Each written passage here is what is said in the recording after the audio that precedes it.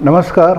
In Solapur news चॅनलच्या विशेष संवाद या कार्यक्रमात मी गिरीश मंगरुळे आपलं सर्वांचं स्वागत करतो आहे. या कार्यक्रमात अर्थातच आपण निरनिराळ्या क्षेत्रातील मान्यवरांशी संवाद साधतो, जेणेकरून त्यांचा ज्ञानाचा, त्यांचा अभ्यासाचा, त्यांच्या संशोधनाचा लाभ हा आपल्यापर्यंत पोहोचला पाहिजे.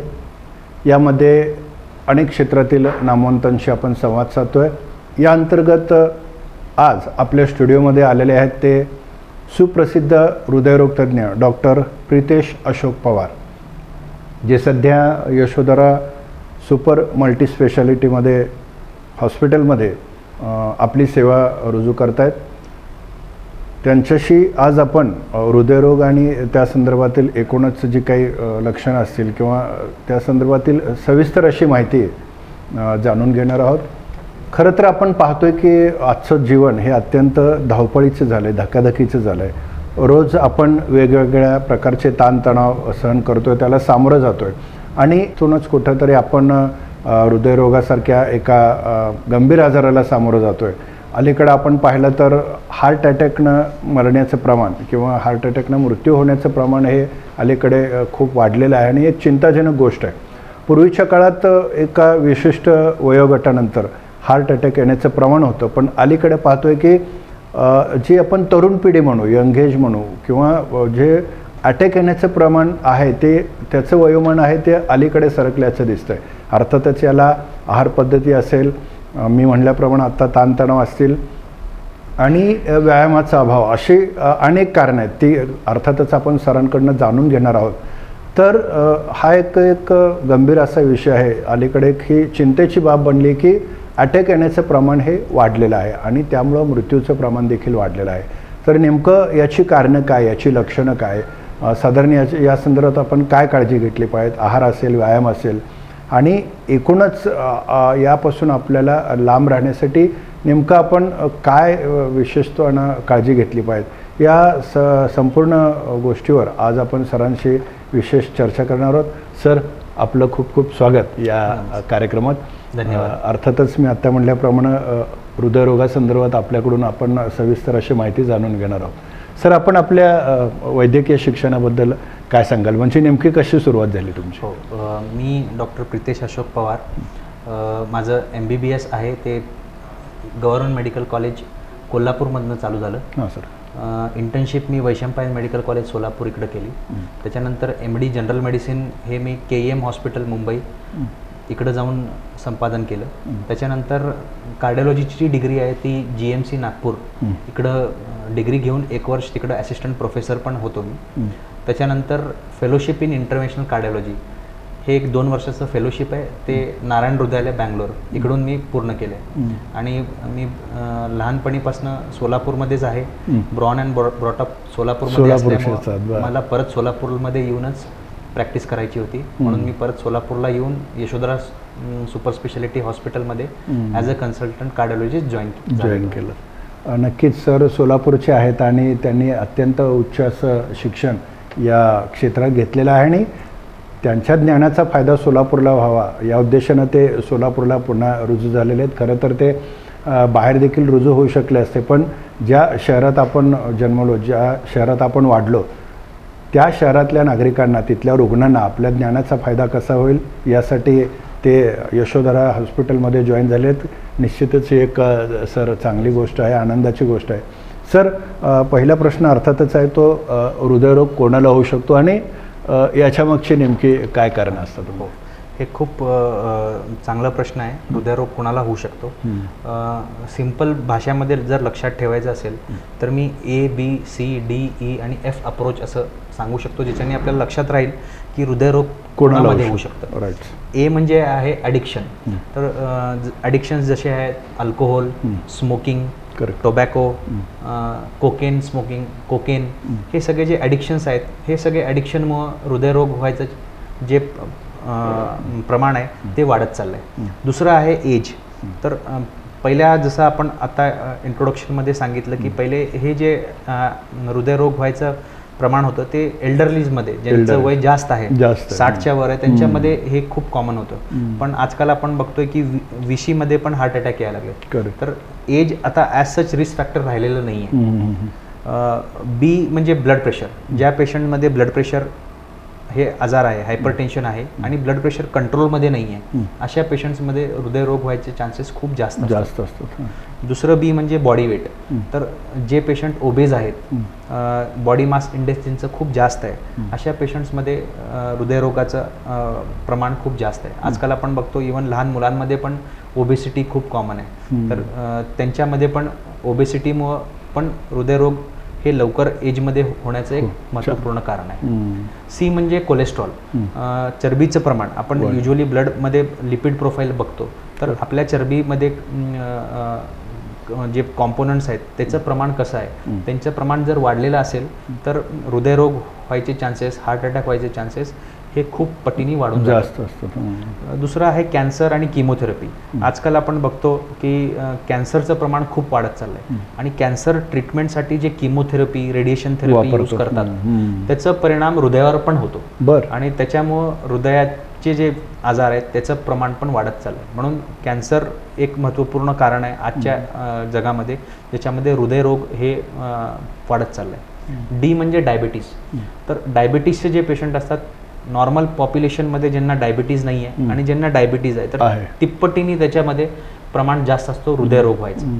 तर डायबिटीज हे कंट्रोलमध्ये करणं हे खूप इम्पॉर्टंट आहे. दुसरं डी आहे डाएट. जसं आहाराबद्दल आपण आता बोलतच होता की आजकाल आपलं जे आहार आहे ते वेस्टर्न वर्ल्डशी जसं आहार आहे तसं आपण आहार घेतोय आणि लहानपणीपासूनच आपण जंक फूडकडे जास्त, फास्ट फूड, जंक फूडकडे वळलेलो आहोत. त्याच्यामुळं डाएट व्यवस्थित नसल्यामुळं आपल्याला हृदयरोग व्हायचे चान्सेस खूप वाढून जातात. ई म्हणजे एक्सरसाइज. आपण व्यायाम सध्या जे आहेत जास्त फिजिकल एक्सरसाइज खूप कमी प्रमाणात मध्ये लोक करतात. सॉफ्टवेअर इंजिनियर असू दे किंवा ऑफिसेसमध्ये काम करणारे लोक असू दे, बैठक काम खूप जास्त आहे. आता आजकाल जे नवीन रिसर्च जे झालंय त्याच्यामध्ये हे सिद्ध झालंय, जर तुम्ही एकाच ठिकाणी 5 तास बसून जर तुम्ही कंटिन्यू काम करत आहात without exercise, without walking, without any mobility, तर it is equivalent to smoking. जर तुम्ही 5 तास एकाच ठिकाणी बसताय तर ते एक लॅक ऑफ एक्सरसाइज जे आहे ते एक महत्त्वपूर्ण कारण आहे. आणि एफ म्हणजे फॅमिली हिस्ट्री. आपल्या आईवडिलांना, आपल्या आजी आजोबांना जर हृदयाचे प्रॉब्लेम आहेत पहिल्यापासून किंवा त्यांना ब्लड प्रेशर आहेत तर अशा लोकांमध्ये हृदयरोग होण्याचे चान्सेस खूप जास्त आहेत. तर हे एक सिम्पल अप्रोच आहे ABCDEF, ज्याच्याने आपण लक्षात ठेवू शकतो की ह्यांच्यामध्ये हृदयरोग व्हायचे चान्सेस सगळ्यापेक्षा जास्त असतात. खरं सरांनी खरं तर अत्यंत सोप्या आणि साध्या सरळ भाषेत सांगितले की कोणाला हा हृदयरोग होऊ शकतो. ABCDEF पर्यंत त्यांनी सांगितलेलं आहे आणि खरंच आहे प्रत्येकाने म्हणजे याकडे जर गांभीर्यानं पाहिलं तर त्या संदर्भात आपल्याला अधिक माहिती मिळू शकते. आणि सर आणखी एक याच्यात महत्त्वाचं आहे की जनरली जर आपल्याला छातीत दुखू लागलं ते कदाचित पित्तामुळे असू शकतं किंवा याच्यामुळे असू शकतं, अन्य कारणामुळे, पण छातीत दुखू लागले की मला कुठे अटॅक आला का असं वाटतं, तर काय लक्षणं असतात साधारण? बरोबर. हृदयरोग चे लक्षणं जे सगळ्यात कॉमन लक्षण आहे ते छातीत दुखणे, त्याच्यानंतर दम लागणे, हृदयाची धडधड वाढणे, त्याच्यानंतर पायामध्ये सूजन येणे, चक्कर येणे, चक्कर येऊन बेशुद्ध पडणे, हे सगळे हृदयरोगाचे कॉमन लक्षण आहेत. ते छातीत दुखण्याचं जे लक्षण आहे चेस्ट पेन, तर जे हृदय रोगाशी निगडीत चेस्ट पेन असतं त्याला आपण अंजाना असं म्हणतो. तर क्लासिकल जे चेस्ट पेन होतं जे हृदयरोगाशी निगडीत असतं ते असतं की आपण एक काही ठराविक अंतरावर चालतोय किंवा आपण जिने चढतोय आणि काही ठराविक अंतरात चालल्यानंतर मग आपल्याला छातीत दुखायला चालू होतं आणि मग आपण काही वेळ रेस्ट घेतली तर छाती दुखणं थांबतं. हे एक क्लासिकल, ह्याला आपण अंजाना म्हणतो. तर जेव्हा हृदयाचे रक्तवाहिनीमध्ये रक्तपुरवठा कमी होत असतो तेव्हा तुम्ही थोडा वेळ चालल्यानंतर, जिने चढल्यानंतर तुमच्या हृदयाला रक्तपुरवठा वाढवायची गरज असते, पण ब्लॉकेजेस असल्यामुळे ते वाढू शकत नाही, म्हणून पेन व्हायला चालू होतं. आणि नंतर जेव्हा आपण रेस्ट घेतो तर जेवढं रक्तपुरवठा आहे जेव्हा आपण रेस्ट घेत असतो त्याच्यासाठी ते सफिशियंट असतं, म्हणून छाती दुखणं हे थांबतं. तर हे क्लासिकल अंजायनल पेन आहे. तर हे ज्यांना होत असतं त्यांनी हृदय रोग आहे की नाही हे तपासून घ्यायला हवं. हे सोडून जर आपण बघितलं की असं जर होतं पण आता कमी डिस्टन्स चालल्यानंतर पण छाती दुखते किंवा बैठे बैठे पण छाती दुखायला लागली किंवा जेवण केल्यानंतर छाती दुखायला लागली, तर हे थोडं सिव्हिअर टाईपचं चेस्ट पेन झालं. म्हणजे जे अंजानल चेस्ट पेन जे होतं त्याला आपण क्रोनिक स्टेबल अंजाना म्हणतो. म्हणजे काही महिने काही दिवस ते एक प्रकारचं चेस्ट पेन आहे जे एवढं डिस्टन्स चालल्यानंतरच होतो. पण आता समजा पेशंट आपल्याला सांगताय की मला आता पहिले मी 2 किलोमीटर चालल्यानंतर छाती दुखत, आता मला 1 किलोमीटर चालतोय तरी छाती दुखायला लागली. म्हणजे त्यांचं जे ब्लॉकेजचं हे आहे ते वाढत चाललंय. हे एक लक्षण आहे. दुसरं आहे दम लागणे. दम लागण्याला पण असं आहे की तुम्ही जसं चालताय एक ठराविक अंतर चालल्यानंतर तुम्हाला दम लागतंय, तुम्ही थांबल्यानंतर तुमचं दम लागणं कमी होऊन जातं. दुसरे प्रकारचे 2 हे आहेत. त्याच्यामध्ये एक असतं की रात्री तुम्ही झोपलाय आणि 1.5-2 तासानंतर तुम्हाला दम लागल्यामुळे तुम्ही उठताय. किंवा काही पेशंट्स असे असतात की ज्यांच्यामध्ये झोपूच शकत नाही, त्यांना दम कंटिन्यू लागत. म्हणजे हे जे 2 आहेत की रात्री झोपल्यानंतर तुम्हाला दम लागल्यामुळे तुम्ही उठताय किंवा तुम्ही झोपूच शकत नाही. तुम्ही जर सरळ झोपलं तर तुम्हाला दम लागतं, तुम्हाला उठूनच बसावं लागतं. तर हे जे 2 प्रकार आहे तर हे हृदयरोगाशी निगडीतच दम्याचे प्रकार आहेत. तर असे ज्यांना सिम्पटम्स आहेत त्यांनी हृदयरोगाची तपासणी करून घ्यावी आणि कार्डिओलॉजिस्टचा सल्ला घ्यायला पाहिजे. तिसरं जे आहे, हृदयाचे ठोके वाढतात. तर हृदयाची जी स्पंदनं आहेत ते जर स्पंदनं आपल्याला नॉर्मली जेव्हा आपण काही काम करतो, रनिंग करतो किंवा थोडं फास्टमध्ये आपण चालतोय तर आपल्याला हृदयाचे स्पंदन जाणवतात. पण आपण रेस्ट घेतल्यानंतर ते स्पंदन परत निघून जातात आणि परत नॉर्मल येतात. पण काही लोकांमध्ये असं असतं की इररिस्पेक्टिव्ह ऑफ वर्क त्यांना हृदयात धडधड जाणवत असते. तर ती जर जाणवत असेल तर हे एक हृदयरोगाचं लक्षण आहे. आणि धडधड सोबत चक्कर यायला लागली किंवा तुम्ही चक्कर येऊन वारंवार पडताय खाली, हे जास्त करून ज्यांचं वय जास्त आहे अशा ह्याच्यामध्ये आपण बघतो. 65-70 वय झालेलं असतं, त्यांच्या नंतरचं जे वय आहे त्याच्यामध्ये हृदयाचे ठोके कमी होऊन जातात. आणि ते क्लासिकली असं सांगतात की आम्ही अधूनमधून कधी तर चालता चालता अचानक चक्कर येते, खाली पडून जातो आणि लगेच मग परत ते नॉर्मल होऊन जातात. तर जेव्हा हृदयाचे ठोके कमी होतात त्याच्यामुळे चक्कर येते आणि ते खाली पडतात. तर हे पण एक हृदयरोगाचं लक्षण आहे. आणि दुसरं आहे पायावर सूजन येणे. तर पायावर पोटावर सूजन येणे, जर आपल्या हृदयाचं पंपिंग क्षमता जर चांगली नसेल किंवा तर आपल्या शरीरामध्ये जे एक्स्ट्रा फ्लुइड आहे ते जमा होत जातं आणि आपल्याला ते पायावर सूजन किंवा पोटावर सूजन हे दिसतं. तर हे पण जर सिम्पटम असतील तर आपण हृदयरोग तपासणी करून घ्यायला हवे आणि कार्डिओलॉजिस्टचं ओपिनियन. साधारण पायावर सूजन म्हणजे कोणत्या भागापर्यंत? पायावर सूजन जेव्हा चालू होते तेव्हा हे अँकलच्या खाली चालू होते आणि हळूहळू वाढत जाते. तर हे नी जॉईंट पर्यंत. तर नॉर्मली जर आपण बघू तर कार्डिओलॉजीचे जे पेशंट असतात त्यांना सूजन आपल्या नी जॉईंटच्या खाली सूजन असते. आणि हिस्ट्री जर तुम्ही विचारलं तर ते सांगतात की संध्याकाळी सूजन जास्त असते, सकाळी झोपून उठल्यानंतर सूजन निघून जाते. तर हे क्लासिकल जर अशी सूजन असेल तर ते हृदय रोगाशी निगडीत सूजन आहे. असं जर आपल्याला सूजन असेल तर आपण कार्डिओलॉजिस्टचा सल्ला घ्यायला हवा. नक्कीच खरंच म्हणजे हृदयरोग कोणाला होऊ शकतो, तो कोणत्या प्रकारचा असू शकतो, याची मागची कारणं काय असतात किंवा लक्षणं काय असतात, खूप चांगल्या पद्धतीनं सरांनी या ठिकाणी सांगितलं आहे. चालताना आपल्याला दम लागत असेल, जिना चढताना दम लागत असेल किंवा आता म्हणल्याप्रमाणे सर जर काही इतर कारणामुळे जर आपल्याला धडधड होत असेल छातीत किंवा पायाला सूज येत असेल तर या संदर्भात आपण याच्यामध्ये कुठल्याही प्रकारची म्हणजे दिरंगाई न करता या संदर्भात तातडीनं हृदयरोग तज्ज्ञ जे आहेत डॉक्टर त्यांच्याकडे जाऊन तपासणी करून घेणं हे फार महत्त्वाचं असतं. आणि याच्यात खरं तर कोणत्याही प्रकारचे आता म्हणल्याप्रमाणे वेळ काळवृत्ती देखील ठेवता कामा नये.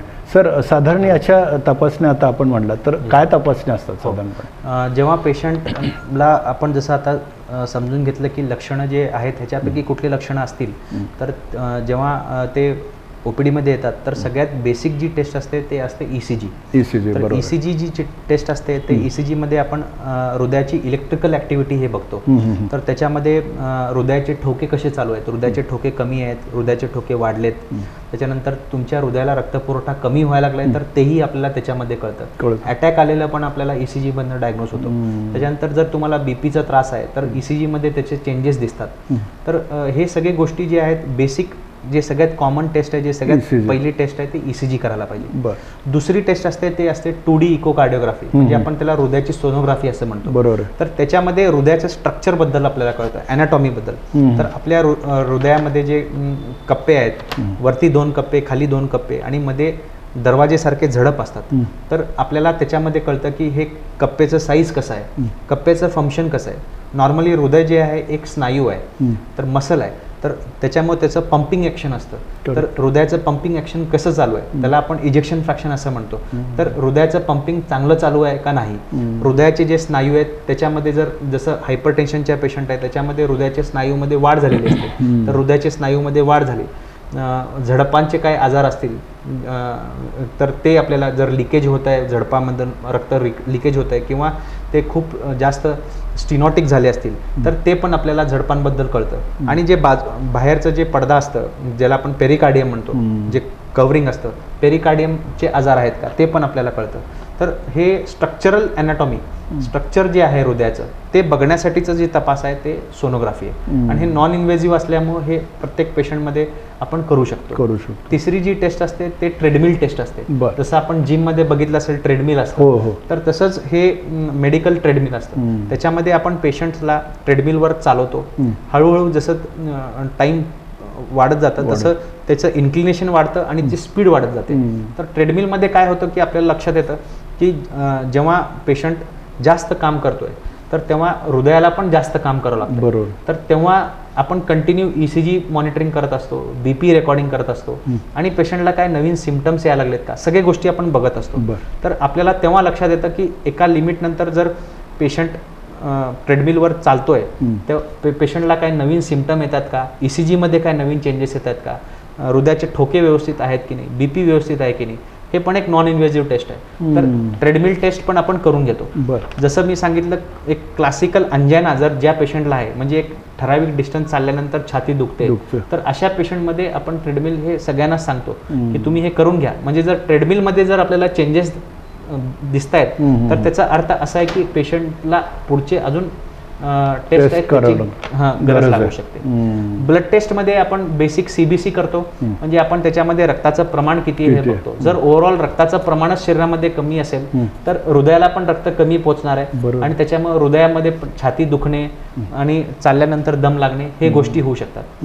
दुसरी जी टेस्ट आहे ते आपण लिपिड प्रोफाईल आहे ते आपण बघतो, म्हणजे चरबीचे लेवल कसे आहेत शरीरामध्ये. तर चरबीचे लेवल जर जास्त असतील तर चरबी कंट्रोल करणं हे खूप इम्पॉर्टंट आहे. नंतर आहे आपण शुगर्सचे पण तपासण्या करतो, का तर डायबिटीज बरेचदा पेशंटला माहीत नसतं. जेव्हा आपण जसं लिपिडची तपासणी करतो, जेव्हा आपण शुगरची तपासणी करतोय फास्टिंग आणि पोस्टप्रँडियल म्हणजे उपाशीपोटी आणि जेवल्यानंतर 2 तासानंतर, तर बरेचशा पेशंटला डायबिटीज निघतं जेव्हा आपण बेसिक हे तपासणी करतो, त्यांना माहीत नसतं. तर डायबिटीजची तपासणी हे पण एक इम्पॉर्टंट तपासणी आहे. आणि काही ब्लड टेस्ट आहेत जे आपण रिस्पेक्टिव्ह जर हार्ट अटॅक पेशंटला सस्पेक्ट करत असो तर काही ब्लड टेस्ट असतात, जसं ट्रोपोनिन लेवल असतात, कार्डियक बायोमार्कर. जर हार्ट अटॅक आपण सस्पेक्ट करतोय तर तेव्हा आपण ती तपासणी करतो. आणि बाकीचे जे तपासणी आहे जसं की अँजिओग्राफी म्हणून एक तपासणी आहे, त्याच्यावर पण आपण माहिती बोलतो. म्हणजे या सर्व तपासण्या करणं अत्यंत गरजेचं आहे, ज्याच्यातून आपल्याला ट्रेस होईल की नेमकं हृदयरोग संदर्भातलं काय आजार असेल किंवा आहे. आणि या सर्व प्रकारच्या तपासणी केलं तर ते पेशंटच्या दृष्टीने अत्यंत चांगलं आहे. खरोखरच या ठिकाणी आपण पाहतोय की डॉक्टर प्रितेश अशोक पवार एक अत्यंत चांगली माहिती हृदयरोगासंदर्भात देत आहेत. हृदयरोग अलीकडचं प्रमाण मी सुरुवातीला म्हटल्याप्रमाणे वाढत चाललं आहे आणि या संदर्भात काळजी घेणं, सतर्क राहणं आणि त्याची लक्षणं काय असू शकतात किंवा त्याच्यावर उपचार काय असू शकतात या संदर्भात सविस्तर अशी माहिती या आपण विशेष संवाद या कार्यक्रमात घेतो आहे. हृदयरोग म्हणजे काय, त्याची कारणं नेमके कोणती असतात, त्याची लक्षणं काय असतात आणि या संदर्भात कोणत्या तपासण्या असतात याविषयी आतापर्यंत आपण सरांशी संवाद साधला आणि सविस्तर अशी माहिती जी अत्यंत महत्त्वाची होती ती माहिती आपण घेतलेली आहोत. सर, आपण पाहतो की एक जनरल ज्यावेळी चर्चा असते किंवा एखाद्याचा मृत्यू होतो तर हार्ट अटॅकने तो वारला असं आपण बऱ्याच वेळा ऐकतो. साधारण हार्ट अटॅक म्हणजे काय आणि तो ओळखायचं कसं की अटॅक आलाय, तो ओळखायचं कसं साधारण? हार्ट अटॅक म्हणजे आपल्या हृदयाला जी रक्तवाहिनी रक्तपुरवठा करतात, तर त्या रक्तवाहिनीमध्ये रक्ताची गाठ तयार होते आणि हृदयाच्या रक्तवाहिनीमध्ये रक्ताची गाठ तयार झाल्यामुळं हृदयाचा रक्तपुरवठा थांबून जातो. त्याला आपण हार्ट अटॅक म्हणतो.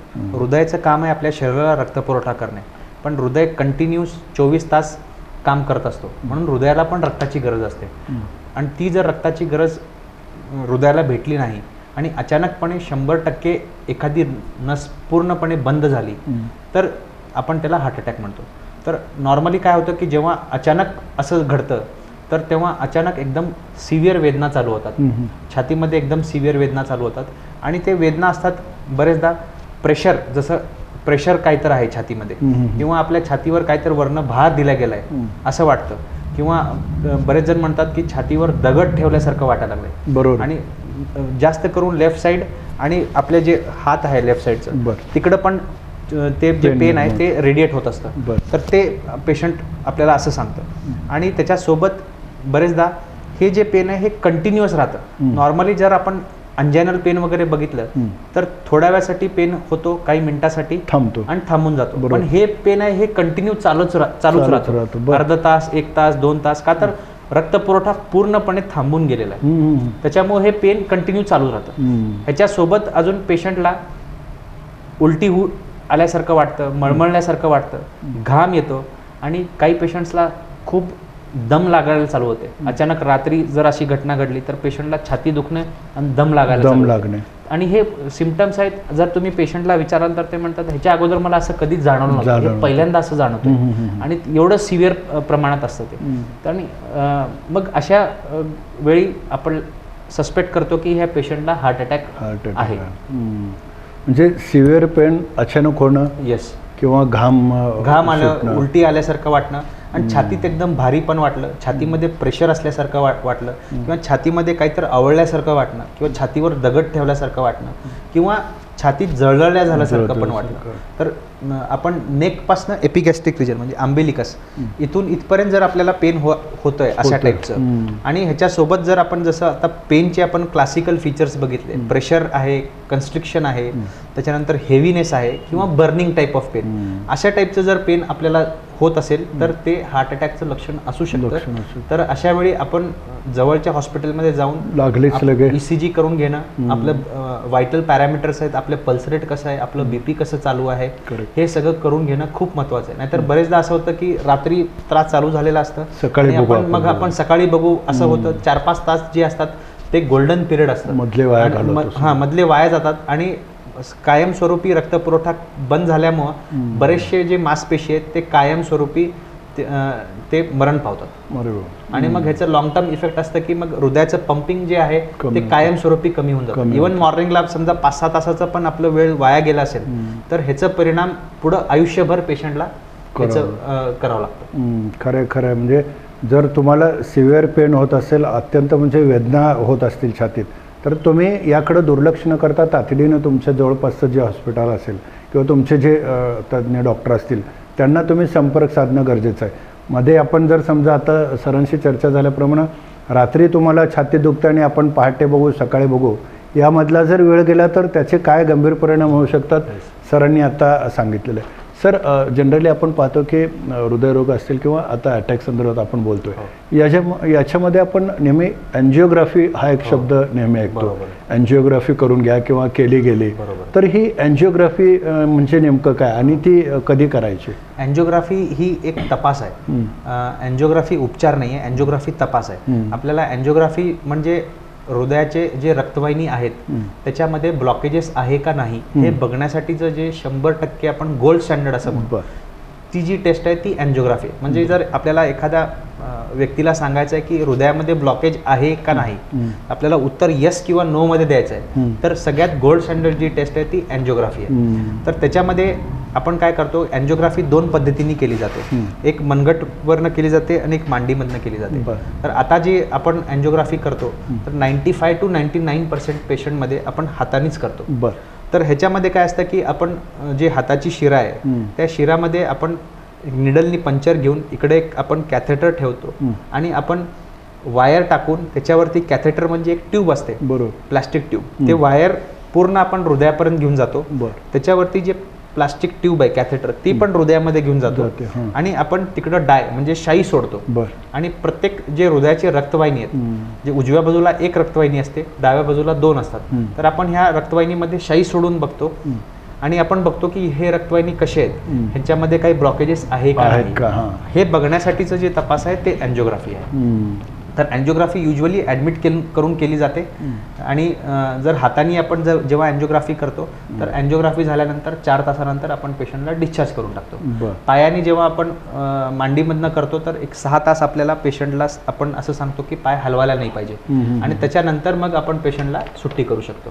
तर अँजिओग्राफी हे तपास आहे आपण कुणामध्ये सांगतो, जर ज्या पेशंटमध्ये हार्ट अटॅक आलेला आहे तर त्याच्यामध्ये कुठल्या रक्तवाहिनीमध्ये ब्लॉकेज झालंय, किती रक्तवाहिनीमध्ये ब्लॉकेज झालंय, किती टक्के ब्लॉकेज झाले, किती सिव्हिअर ब्लॉकेज झाले आणि त्याच्यावरनं आपल्याला आयडिया येते की पुढचं उपचार फक्त गोळ्या औषध घ्यायचे का, पेशंटला पुढे अँजिओप्लास्टी लागू शकते का, पेशंटला बायपास लागू शकतं, हे जे आपल्याला पुढचं निर्णय घ्यायचा आहे हे ह्या तपासणीमध्ये आपल्याला क्लिअर होऊन जातं.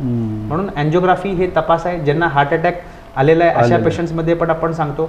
आणि जसं मी आता सांगितलं अंजायनल पेन आहे, पेशंट आपल्याकडे आलेत, पेशंटचं TMT पॉझिटिव्ह आली आहे, म्हणजे पेशंटला आपण पट्ट्यावर चालायला लावलो आणि मग त्यांच्या ECG मध्ये चेंजेस यायला लागलेत, म्हणजे त्याचा अर्थ असं की एका लिमिट नंतर हृदयाला रक्तपुरवठा कमी पडायला लागला, मग ते रक्तपुरवठा कमी पडतोय ते ब्लॉकेजेसमुळे कमी पडतोय का हे बघण्यासाठी आपण ती तपासणी करतो.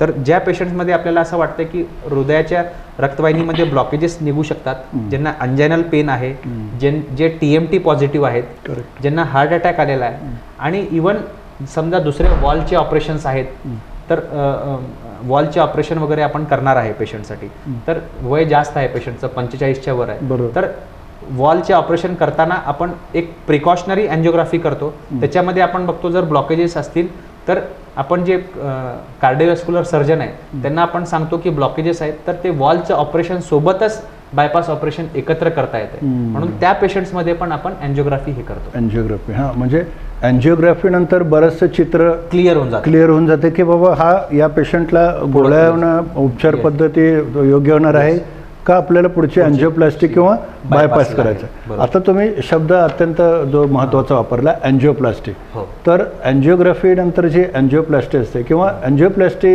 नेमकं काय असते? अँजिओप्लास्टी हे ट्रीटमेंट आहे, हे उपचार आहे. अँजिओग्राफी जी आपण बघितली ती तपासणी, बरोबर आहे. तर अँजिओप्लास्टी तशीच असते, ती पण मनगटावरनं किंवा मांडीमधनं केली जाते. त्याच्यामध्ये काय असतं की आपण एकदा आता अँजिओग्राफीमध्ये आपल्याला लक्षात आलं की या रक्तवाहिनीमध्ये ब्लॉकेज आहे, हे क्रिटिकल ब्लॉकेज आहे, ह्याचं आपल्याला ट्रीटमेंट करावं लागेल. अँजिओप्लास्टीनी जर आपल्याला ट्रीटमेंट करायचं आहे म्हणजे आपण काय करतो की आपण एक वायर घेऊन जातो, जे ब्लॉकेज आहे त्या ब्लॉकेजच्या साईटमधून आपण ते वायर पास करतो. मग आपण बलून असतं, फुगा असतो, तर ते फुगा पण आपण घेऊन जातो आणि जिकडं ब्लॉकेज आहे त्या ब्लॉकेज साईटमध्ये ते फुगा ठेवून आपण ते फुगा फुल होतो, म्हणजे ते ब्लॉकेज आहे ते ब्लॉकेज आपण ओपन करतो. पण पहिले हे पहिले 1990 पर्यंत अशी अँजिओप्लास्टी व्हायची, त्याला आपण बलून अँजिओप्लास्टी म्हणतो. म्हणजे फक्त वायर घेऊन जायचं आणि मग बलून घेऊन जायचं, बलूननी ती जे ब्लॉकेज साईट आहे त्याला ओपन करायचं आणि ते सोडून द्यायचं, तर ह्याला बलून अँजिओप्लास्टी म्हणायचं. पण आजकाल आपण बलून अँजिओप्लास्टी करत नाही, आपण जी अँजिओप्लास्टी करतो त्याच्यामध्ये आपण स्टेंट टाकतो.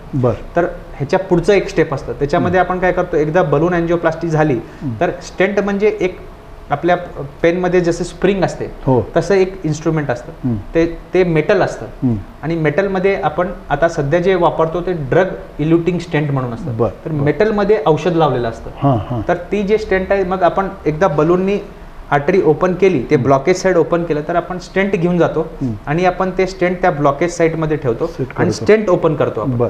आणि स्टेंट ओपन केल्यामुळे ती जी आर्टरी आहे ती बरेच वर्षासाठी ओपन राहते आणि औषध आतमध्ये असल्यामुळे कसं आहे की बॉडीमध्ये स्टेंट गेल्यानंतर आपल्या बॉडीची रिॲक्शन असते की आतमध्ये बॉडीमध्ये अजून पेशी येऊन ते स्टेंट जे आपण टाकलंय त्याच्यामध्ये परत रिस्टिनोसिस म्हणजे परत स्टेंट मध्ये ब्लॉकेज व्हायचे चान्सेस जास्त असतात.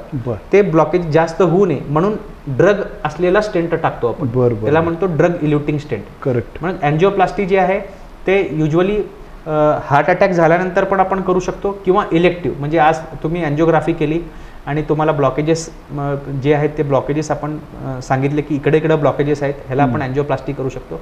काही पेशंट्समध्ये इमिजिएटली करावं लागते किंवा काही पेशंट्समध्ये तुम्ही टाईम घेऊन तुम्ही औषधं देऊन बघू शकता, ज्यांच्यामध्ये ब्लॉकेजेसची सिव्हिरिटी खूप जास्त नाही आहे किंवा बॉर्डरलाईन आहे त्याच्यामध्ये आपण औषधं देतो पेशंटला आणि औषधांवर पण सिम्पटम्स जर असतील कंटिन्यू तर अशा पेशंट्सला आपण अँजिओप्लास्टी ॲडवाईस करतो. खरोखरच अत्यंत म्हणजे तुम्ही एक फार महत्त्वाची माहिती या ठिकाणी दिलेली आहे. याच्यात अजून एक आहे की प्रायमरी अँजिओप्लास्टी असं एक आपण म्हणतो किंवा ऐकतो, तर साधारण याबद्दल काय सांगाल सर? प्रायमरी अँजिओप्लास्टी म्हणजे अँजिओप्लास्टी जे हार्ट अटॅकच्या पेशंट्समध्ये केली जाते. 1990-2000 पर्यंत युजली हार्ट अटॅकच्या पेशंटमध्ये जे हार्ट अटॅक जसं आपण आता समजून घेतलं की रक्त घट्ट झालेलं असतं, तर रक्त घट्ट झालेलं जे आहे त्याला विरघळण्यासाठी इंजेक्शन, असे इंजेक्शन दिले जायचे पूर्वी. तर आता पण ते इंजेक्शन अवेलेबल आहेत, पण इंजेक्शन जे आहेत ते 60 ते 70% पेशंट्समध्ये ते इफेक्टिव्ह राहतात. उरलेले 20 ते 30% पेशंटमध्ये इंजेक्शन दिल्यानंतर पण जे हृदयाच्या रक्तवाहिनीमध्ये घट्ट झालेलं क्लॉट आहे ते निघत नाही. तर आता जी स्टँडर्ड ऑफ केअर जे आपण म्हणू की जर सगळ्यात बेस्ट ट्रीटमेंट हार्ट अटॅकचं कुठलं आहे तर ते आहे प्रायमरी अँजिओप्लास्टी. सगळ्यात बेस्ट ट्रीटमेंट जिकडं कॅथलॅब अवेलेबल आहे तिकडं इमिजिएटली जर डायग्नोज झालं की आपल्याला हार्ट अटॅक आलेला आहे तर आपण काय करतो, पेशंटला काही रक्त पातळ व्हायचे काही औषधं देतो आणि पेशंटला इमिजिएटली आपण कॅथलॅबमध्ये शिफ्ट करतो, अँजिओग्राफी करतो. अँजिओग्राफी करून आपण लगेच बघतो की कुठल्या रक्तवाहिनीमध्ये ब्लॉकेज झाल्यामुळे हार्ट अटॅक आलेला आहे आणि ती रक्तवाहिनीमध्ये अँजिओप्लास्टी करतो. इमर्जन्सी अँजिओप्लास्टी म्हणजे हार्ट अटॅक आलेल्या पेशंटमध्ये इमर्जन्सी अँजिओप्लास्टी जे आपण करतो त्याला प्रायमरी अँजिओप्लास्टी. प्रायमरी म्हणजे पहिलं जे उपचार आहे डायरेक्ट अँजिओप्लास्टी मध्ये असं होतं की पहिले रक्त विरघळाचे औषधं द्या, त्याचं जर रिस्पॉन्स नाही भेटलं तर मग अँजिओप्लास्टी करा. वेळ फार जायचं आणि त्याच्यामुळे काय व्हायचं की जे हार्ट मसल आहे, आपण मसल इज टाइम असं म्हणतो आणि टाइम इज मसल असं म्हणतो. जेवढं जास्त वेळ हार्ट अटॅक आल्यानंतर वेळ जाईल त्याचं ट्रीटमेंट घेण्यामध्ये तेवढं आपलं हार्टचं जे मसल आहे ते डॅमेज होऊन जातं आणि काही प्रमाणात ते परमनंट डॅमेज होऊन जातं, कायमचं.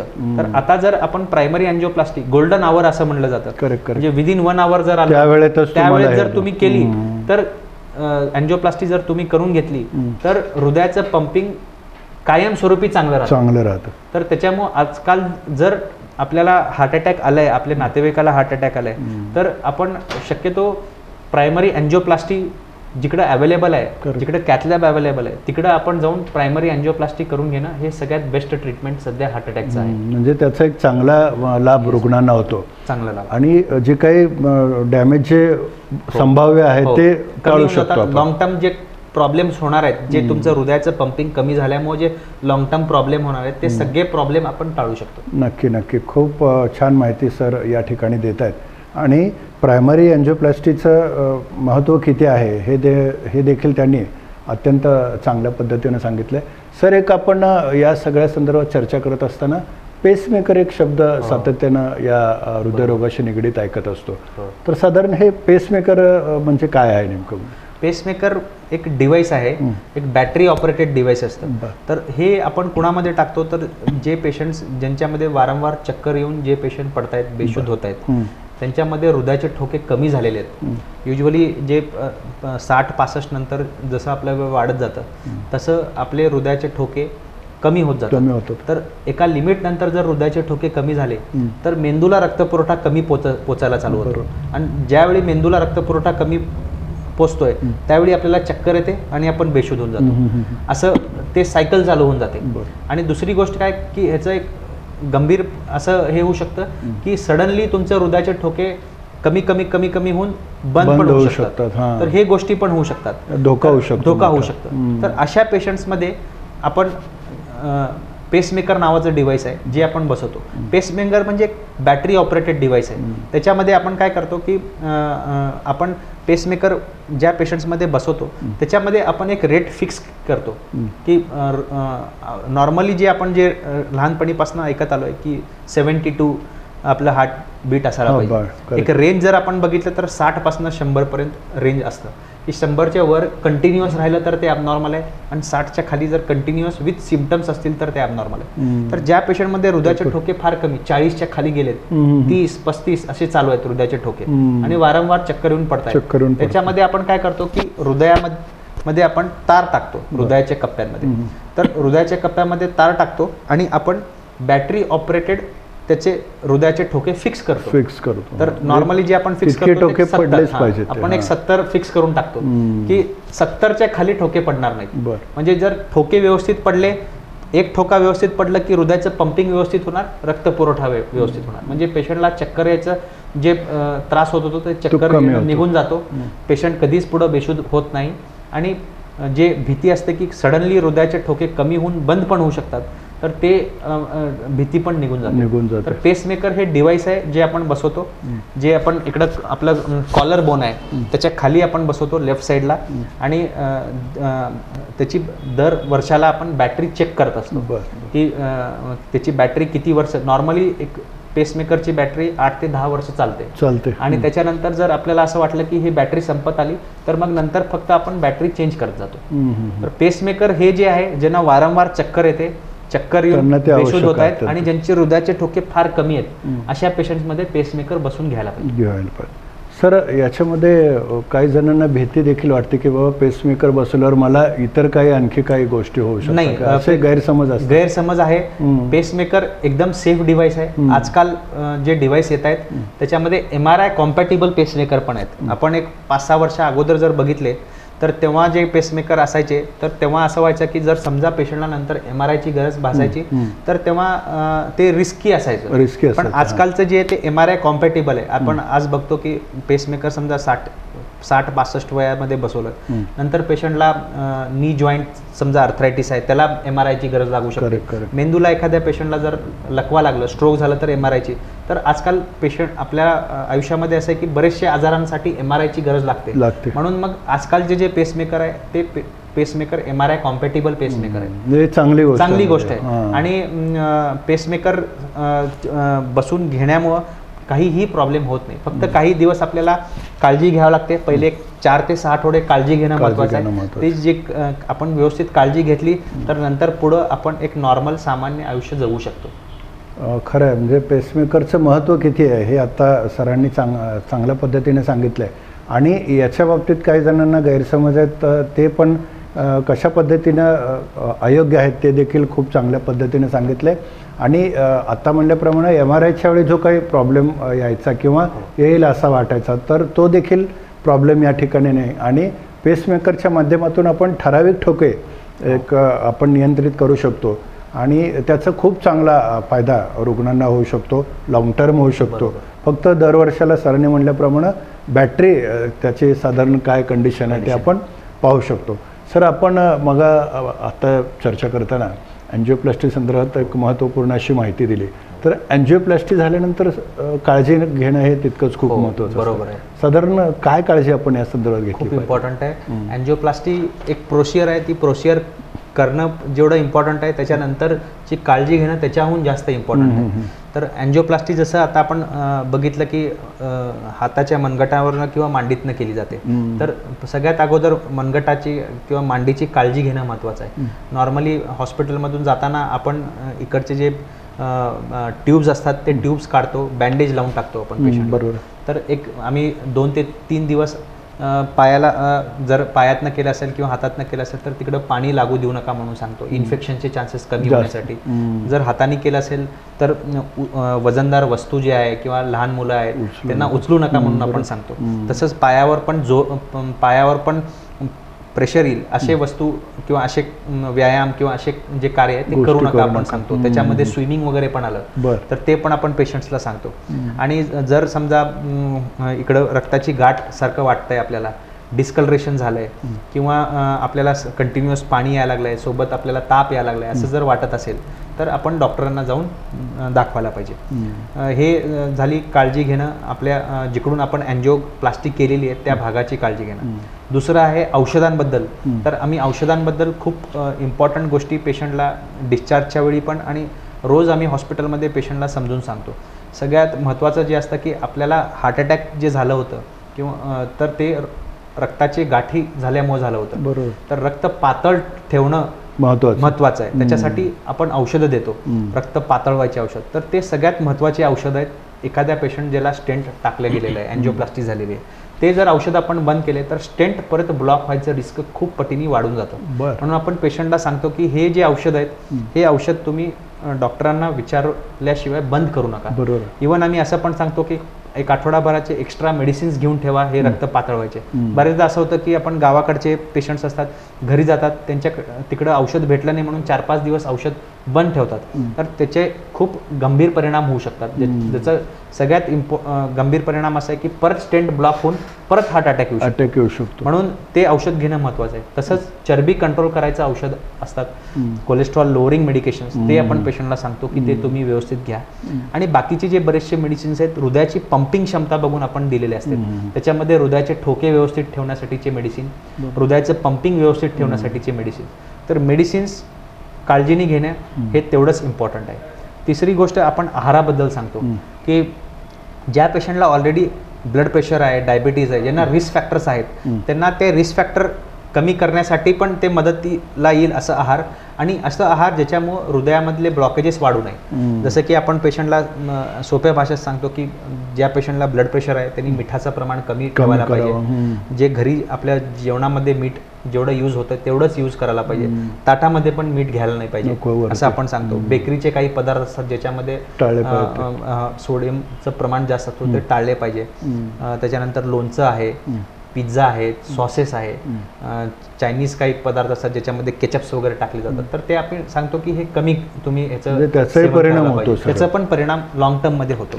तर ते तुम्ही कमी प्रमाणात घ्यायला पाहिजे. जे लोक मांसाहारी असतात, अंडे घेत असतात, त्यांना आम्ही सांगतो की बॉइल्ड एग घ्या, पण आतलं जे पिवळं भाग आहे ते घेऊ नका, त्याच्यामध्ये कोलेस्ट्रॉल जास्त असतं. त्याच्यानंतर जे लोक नॉनव्हेज घेत असतात त्याच्यामध्ये रेड मीट म्हणजे मटन आहे त्याचं प्रमाण कमी करा म्हणतो. चिकन जर घेत असाल तरी 15 दिवसातनं 3 आठवड्यातनं एखाद्या वेळी घ्या आणि वरची स्किन काढून घ्या. त्या स्किनमध्ये पण कोलेस्ट्रॉल लेवल जास्त असतं. मासे तुम्ही खाऊ शकता. त्याच्यानंतर फ्रुट्स आणि व्हेजिटेबल्स खूप इम्पॉर्टंट आहे, भरपूर प्रमाणामध्ये खायला पाहिजे. फळं खाणं गरजेचं आहे, भाज्या खाणं गरजेचं आहे. सॅलड घ्यायला सांगतो आम्ही पेशंटला, ज्याच्याने तुमचं फायबर आणि रफेजचं प्रमाण वाढायला पाहिजे. हे सगळे गोष्टी. आणि नंतर जे इम्पॉर्टंट गोष्ट आहे ते आहे एक्सरसाइज.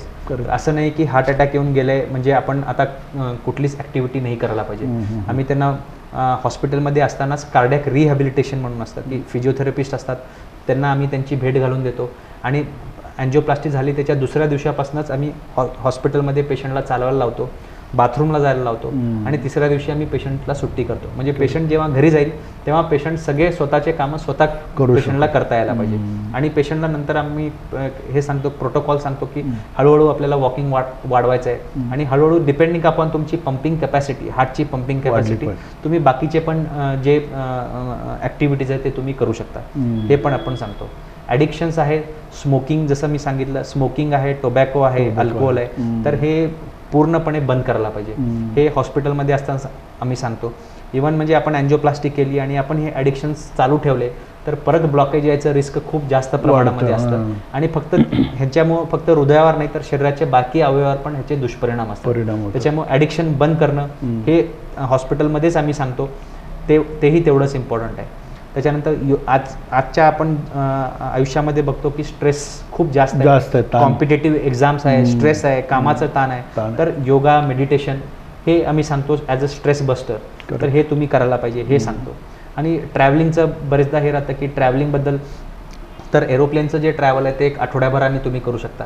बाकीचे जे ट्रॅव्हल आहे, इलेक्टिव्ह अँजिओप्लास्टी म्हणजे ज्यांच्यामध्ये ब्लॉकेज 100% नव्हते, 70%, 80% ब्लॉकेज होते, आणि त्यांना आपण हॉस्पिटलमध्ये OPDमध्ये तुम्ही 2 दिवसांनी या, त्याच्यानंतर आपण अँजिओप्लास्टी करतो. असं आपण जेव्हा म्हणतो ते इलेक्टिव्ह अँजिओप्लास्टी, तर त्यांना 3 दिवसानंतर ते त्यांचं रेग्युलर ड्रायव्हिंग वगैरे सगळे गोष्टी चालू करू शकतो. ज्यांना हार्ट अटॅक आल्यानंतर आपण अँजिओप्लास्टी केली त्यांना आपण थोडं स्लोली गोष्टी सांगतो की तुम्ही एक 2 आठवडे थांबा, त्याच्यानंतर तुम्ही ड्रायव्हिंग करा. एरोप्लेनचं जे हे आहे ते तुम्ही 1 आठवड्यानंतर चालू करू शकता. तर हे सगळे आपण माहिती पेशंटला सांगतो, आणि हे सगळे माहिती जे आहे त्याचं इम्प्लिमेंटेशन ते फॉलो करणं तेवढंच महत्त्वाचं आहे. प्रोसियर करण्यापेक्षा पण ही जे पुढचे गोष्टी आहेत हे जर आपण व्यवस्थित ठेवले तर पुढं हृदयरोग होणार नाही, ह्याची आपण एक प्रकारे पेशंट्सला हे सांगितल्यासारखं होऊन जाईल. खरं आहे. आपण बऱ्याच वेळी पाहतो की एखादा रोग ज्यावेळेस आपणास होतो त्याच्यानंतर त्याच्यावर काही औषधोपचार होतात किंवा शस्त्रक्रिया होते. त्यानंतर आपण अर्धवट बऱ्याच वेळी पाहतो की आता मला कमी झालं म्हणून गोळ्यांचा कोर्स अर्धवट ठेवतो किंवा जे काय औषधांचा कोर्स अर्धवट ठेवतो, त्याचे परिणाम होऊ शकतात. तर अँजिओप्लास्टीनंतर दिलेली औषधं वेळेवर घेणे हे खूप महत्त्वाचं आहे. आता सरांनी खूप चांगल्या पद्धतीने सांगितलं. याशिवाय तुमचे काही व्यसनं आहेत त्याच्यापासून पण आपण लांब राहणं, ती बंदच करणं गरजेचं आहे. याशिवाय आहार तुमचा महत्त्वाचा आहे, त्याच्यानंतर व्यायाम महत्त्वाचा आहे. तर ही सगळी काळजी घेणं महत्त्वाचं आहे. नाहीतर पुन्हा अँजिओप्लास्टीनंतर पुन्हा एक तो धोका आपल्याला उद्भवू शकतो. तर तो टाळण्यासाठी एक महत्त्वाची काळजी घेणं या ठिकाणी खूप आवश्यक आहे. आपण पाहतोय की आत्ताच या सगळ्या चर्चेतनं किंवा मी सुरुवातीला सांगितल्याप्रमाणे धावपळीचं जीवन आहे, त्याला काही आता पर्याय नाही. म्हणजे रोज वेगवेगळ्या काही स्पर्धात्मक युग आहे, स्पर्धेचं युग आहे, त्यात आपल्याला टिकण्यासाठी पळावं तर लागणार आहे. मग कामाची पद्धत असेल, ताणतणाव असेल, आहार विहार व्यायाम या सगळ्या गोष्टी आहेत. याच्याकडं लक्ष देणं हे सगळ्यात महत्त्वाचं आहे. आणि हृदयरोग होऊ नये यासाठी देखील काळजी घेणं तितकंच महत्त्वाचं आहे.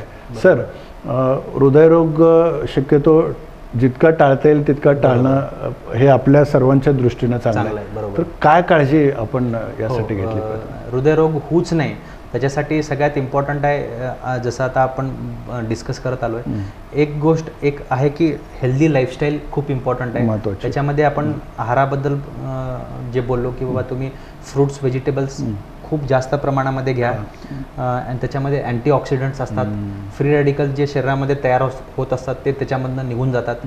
बाकी जे पदार्थ आहेत, नॉनव्हेज आहे, रेड मीट आहे, त्याचं प्रमाण कमी असायला पाहिजे. हे एक healthy diet is very important. दुसरं आहे एक्सरसाइज, जे आजकाल फार कमी आपण बघतोय की आपली लाईफस्टाईलमुळे आपली एक्सरसाइज पण कमी होत चालली आहे. तर आपल्याला एक्सरसाइज करायला पाहिजे. यंग लोकांनी जसं आता आपण बघतोय जिम आहे, तर जिममध्ये तुम्ही एक्सरसाइज करा. ते शक्य नसेल तर तुम्ही वॉकिंग करा. नॉर्मली जे स्टँडर्ड गाईडलाईन्सप्रमाणे जर आपण बघितलं तर एका आठवड्यामध्ये 150 मिनिट चालायला पाहिजे. रोज 30 मिनिट 5 दिवस चालायला पाहिजे. ॲटलिस्ट आपण तेवढं तर करू शकतो. जर आपल्याकडे फार कमी वेळ आहे तरी आपण 15 मिनिट 2दा दिवसातनं चालून 5 दिवस तर आपल्याला चालायलाच पाहिजे. मिनिमम 30 मिनिट्स करायलाच पाहिजे. ते प्रत्येकाने करायला पाहिजे. आणि ह्याच्यापेक्षा जर जास्त म्हणजे तुम्ही ब्रिस्क वॉकिंग करताय, तुम्ही त्याच्यानंतर रनिंग करू शकताय, स्विमिंग करू शकताय, तर ते खूप चांगलं आहे. तर मिनिमम जे आहे ते 150 मिनिट दर आठवड्याला चालायलाच पाहिजे. तर हे काय ॲडिक्शन्सबद्दल जसं आता सांगितलं की सगळेच ॲडिक्शन्स चांगले नाही, फक्त हृदयरोगासाठी नाही तर बाकीचे पण शरीराचे जे अवयव आहेत त्याच्यासाठी पण ते धोकादायक आहेत. तर ते पण आपण बंद करायला पाहिजे. रिस्क फॅक्टर कंट्रोल हे एक इम्पॉर्टंट आहे. म्हणजे हृदयरोग जे होतात, आता आपण बघितलं की जे रिस्क फॅक्टर्स आहेत, ज्यांना ब्लड प्रेशर जास्त आहे, ज्यांचं वजन जास्त आहे, ज्यांना डायबिटीज आहे, असे जे पेशंट्स आहेत, तर ब्लड प्रेशर कंट्रोलमध्ये ठेवणं. जर ब्लड प्रेशर डिटेक्ट झालं आहे तर ब्लड प्रेशर कंट्रोलमध्ये जर आपण ठेवलं तर पुढचे जे कॉम्प्लिकेशन्स आहेत, जे हृदयरोग रिलेटेड कॉम्प्लिकेशन्स आहेत, ते होणारच नाहीत आपल्याला.